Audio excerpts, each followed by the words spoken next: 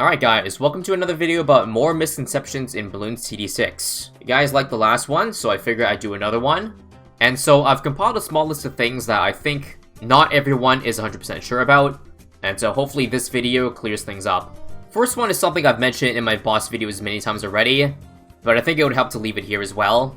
Basically the question, does Monkey City's income buff stack with the money made from the monkeyopolis? Short answer, yes, but also no.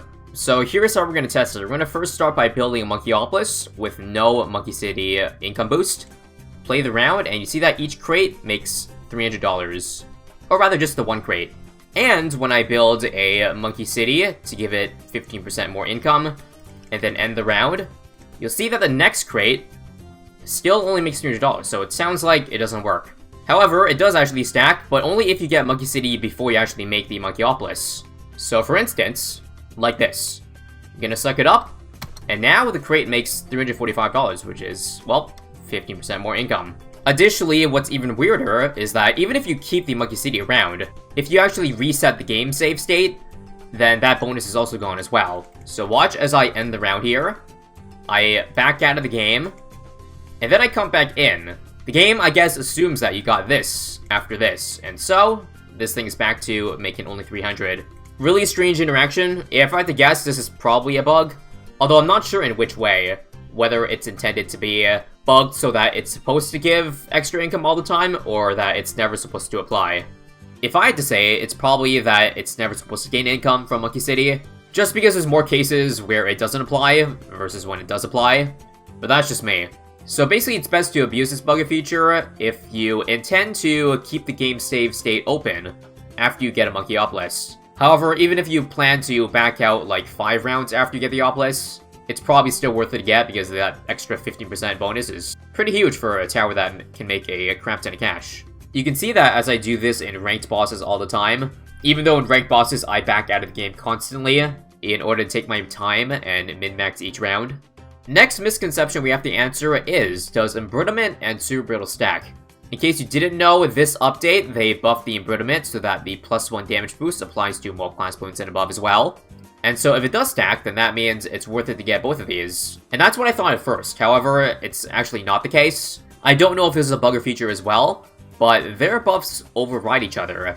And we can test that by, well, looking at the damage of a Dart Monkey.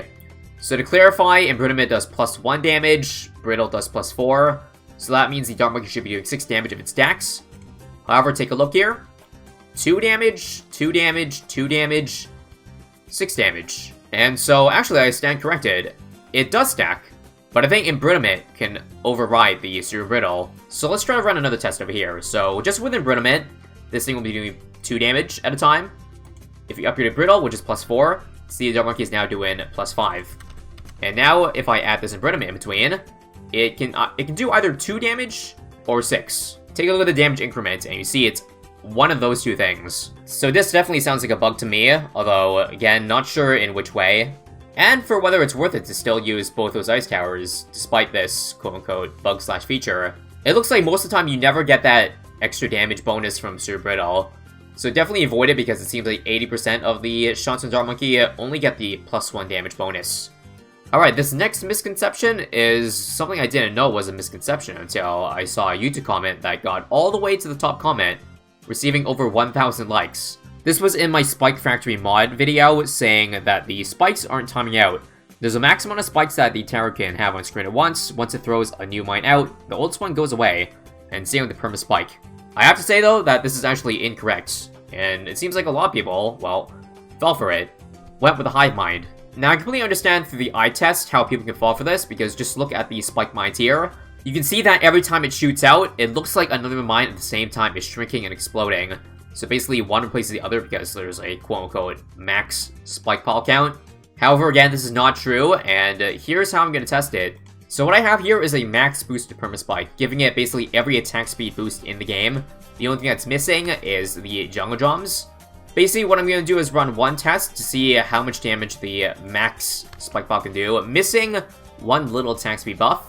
And so if there is a spike pile cap, then buying jungle drums shouldn't affect the damage of it because, well, it would have hit the limit already, and there should be the same amount of spikes. So for those wondering, the perma-spike lasts for 300 seconds, aka 5 minutes.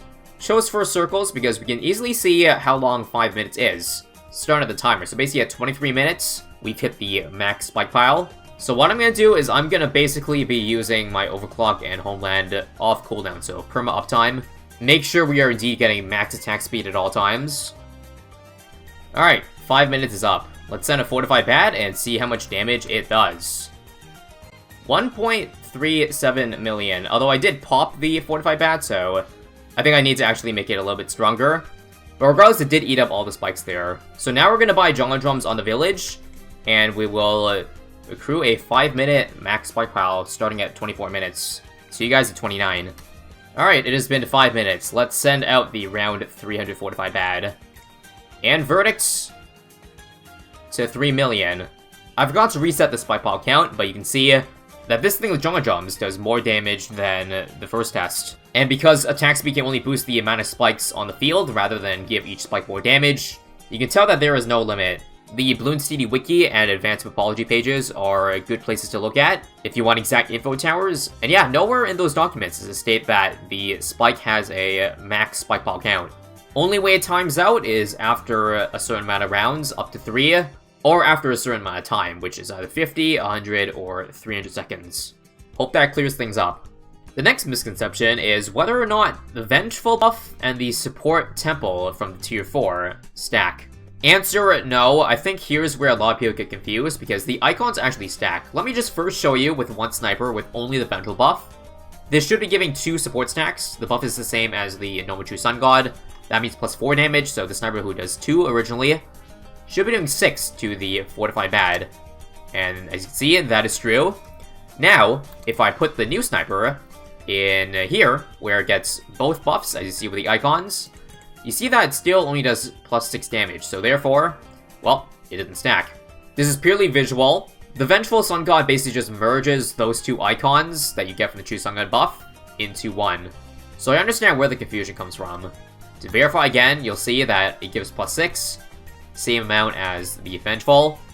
And if I drop another support temple over here, you see that there is no additional icon because this thing already has a tier 4 temple buff. Again, I hope that clears things up.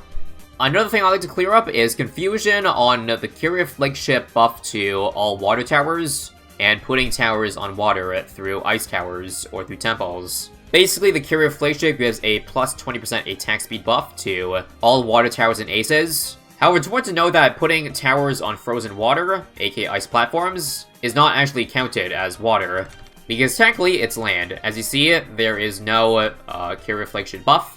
So basically, nothing that can create a visible ice platform like this will receive the buff. Well, except for temples. It's not 100% sure to me whether or not this ice platform is actually there when I upgrade to a temple. However, the temple does receive the buff. However, you might notice there's actually no icon in it. That's because you actually have to get Courier flagship after you go for a temple. Watch this. I buy a Courier flagship now, and now this thing gives a buff. Kind of strange, but I think how it works is that once you buy this upgrade, the game calculates what towers are on water. And because there's actually no ice connecting the temple because, well, you sacrificed it, this thing is counted as a water tower. Not for the inverse, though, because the game already thought that the original Super Monkey placed was on land. Because, well, it was connected by an ice platform at one point. Now, how does that apply to map-specific stuff such as flooding the valley so that this thing is actually not on water, but rather underwater, as you see here. Now let me drop a Courier flagship buff to see whether or not this is counted as underwater, or on water rather, and nope, this thing does not receive a water buff, unfortunately. And now for the last one of this video, I'm not sure how much I call this a misconception, but rather just stating facts. Basically, if you didn't know, Lych's buff scaling effect does not have infinite range for tiers 1 to 4, so if you place it far enough away from the track, like your buff towers, they will be safe from getting stunned and getting their buffs taken away by Lych. However, this is not applied to the tier 5, which has infinite range of the buff scaling, so do not try that on the last tier.